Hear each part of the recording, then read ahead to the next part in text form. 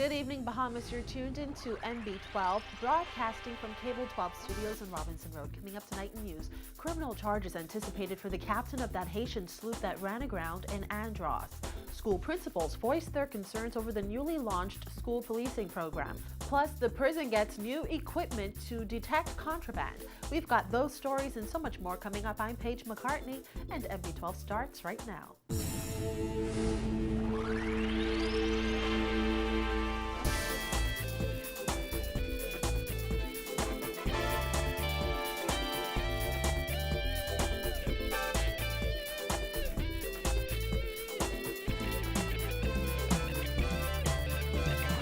Welcome once again to NB12. Police have reportedly been asked to launch a criminal investigation after a Haitian sloop ran aground near Mangrove Key, Andros on Saturday. The boat was said to be carrying around 200 Haitians.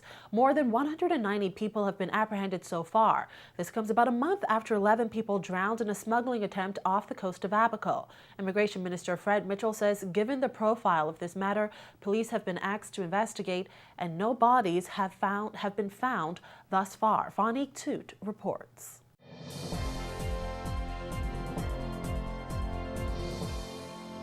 The number of illegal Haitian migrants apprehended in Andros has increased from 181 to 197. The man, who identified himself as the boat's captain, reportedly told Bahamian authorities that 4 people hurled themselves off the boat and 12 people may have drowned at some point during their 7-day journey.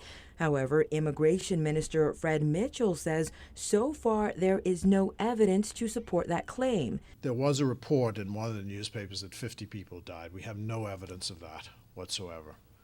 What I'm advised is the captain did say that certain people, a number of people, hurled themselves off of the boat near the start of the voyage and that maybe 12 people had drowned altogether. But again, we have no evidence of that. What we know is that 192 people have been rescued and are now in our custody. Mitchell made it clear that no bodies have been found, adding that search and rescue efforts have ended. Authorities in Andros rounded up the illegal migrants over the weekend after their wooden sloop ran aground near Mangrove Key in bad weather on Saturday. The immigration minister believes a criminal investigation should be launched into this matter. And the police have been asked to investigate it as a criminal offense, and that the matter should be taken wherever it leads. You're talking about the reported, deaths of people, but smuggling itself, and given the nature of this and the danger, this is obviously quite a dangerous enterprise. And I think some example needs to be made to get people to stop this. You know, the question we keep asking ourselves is, how is it possible for these folk to leave in a slow boat from the north of Haiti and make their way all up right up the Bahama chain and get as far as and not be spotted, given all the resources that we have available to us, our own resources, the U.S. Coast Guard resources? How is it possible? As many as 200 Haitian migrants reportedly boarded the sloop and made the 7-day journey from Haiti to Andros. However, Mitchell could not say if the Bahamas was their final destination. The Mangrove Key Catholic Center and a warehouse near the island's loading dock were used as temporary holding centers. Mitchell says the Haitian nationals received medical attention and food. Officials had intended to transport the 197 people to the capital by boat. However, as a result of bad weather, the government was forced to charter flights from Mangrove Key to Nassau. Mitchell says the first flight left at 3 p.m. If it were possible logistically to simply fly them out of Mangrove Key, we would have done so, but the airstrip is too short. You can't even get the Dash 8 in there with fuel and take off and be able to go to Haiti without, refueling somewhere. So the logistics suggested by our people now is to bring them to Nassau, and where they'll be staged and then put on a plane and flown out to Port-au-Prince, and that's what we're trying to do. He says it will take 2 jets to fly them from Nassau to Haiti. Mitchell estimates this will cost the government tens of thousands of dollars. The immigration minister says he expects that group of illegal Haitian migrants to be repatriated within 48 hours. He also hopes to visit Andros on Thursday to speak with residents about what happened and to thank them for their support. Reporting for NB12, I'm Vonique Chute. Well, leaders of that union that represents nearly 300 senior educators across the country have at least one major concern with the government's relaunched school policing initiative. Last Friday, government officials announced that police officers would be placed at all public high schools on New Providence. Today, we spoke with Charles Wildgoose, president of the Bahamas Educators Managerial Union. Jasmine Bonamy has more.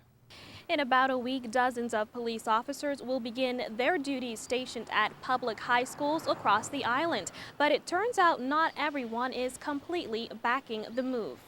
While Wildgoose made it clear that the union is putting its support behind the school policing program based on how this version has been explained by Minister of Education Jerome Fitzgerald and Commissioner of Police Allison Greenslade, he expressed mixed views about the controversial program. Well, I personally have mixed feelings about that. I can see some positive things about that, is that the police would be there when a serious situation arises.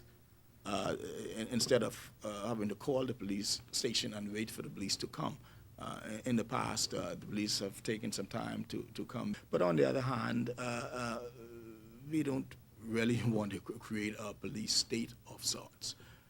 Wildgoose says his union plans to monitor the program closely to ensure the issues of the past are not repeated. According to Wildgoose, those issues were encountered when the previous edition of the program was implemented during the Christie administration's last term in office. The veteran educator says there were reports by administrators that some officers overstepped their boundaries.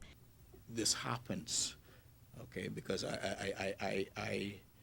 some of the incidents that took place were not positive in the past.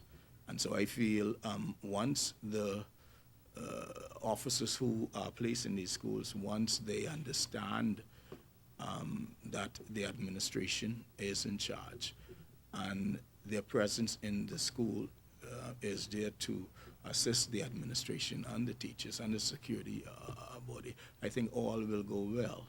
This time around, the officers stationed on each campus will be called school-based policing officers, according to the education minister. On Friday, Fitzgerald said the officers' main duties will be to establish a protocol for the prevention and investigation of all instances of violence and criminal activity at schools. However, Fitzgerald stressed that they are only to complement existing disciplinary programs. Wildgoose says he is optimistic that the problems of the past will remain there. But right now, I'm agreeing with the government in trying it and to see if it works. I'm hoping that it works. I'm optimistic that it will work, and we'll see what happens. Those officers will begin their duties on Monday. Reporting for NB12, I'm Jasmine Bonamy. In other news tonight, police on Grand Bahama are investigating the 80th murder to occur in the country this year. Reports are that the incident occurred early Sunday morning at around 3 o'clock. Police say an unidentified man was stabbed multiple times after he got into an altercation at a club on East Sunrise Highway. Police say he was transported to Rand Memorial Hospital where he died. Anyone with information is asked to contact police at 911, 919, or 328-TIPS. Well, the much-anticipated murder trial of a man accused of brutally murdering his girlfriend has been put off for at least another month. Prince Hepburn will now stand trial on October 1st. He's accused of the April 7th, 2011 death of Nellie Mae Brown. Hepburn's trial is scheduled to start before Justice Indra Charles. However, Charles is still presiding over the John Bill Bay Street armed robbery case. That matter was originally set for 2 weeks, but has gone on for 4 months.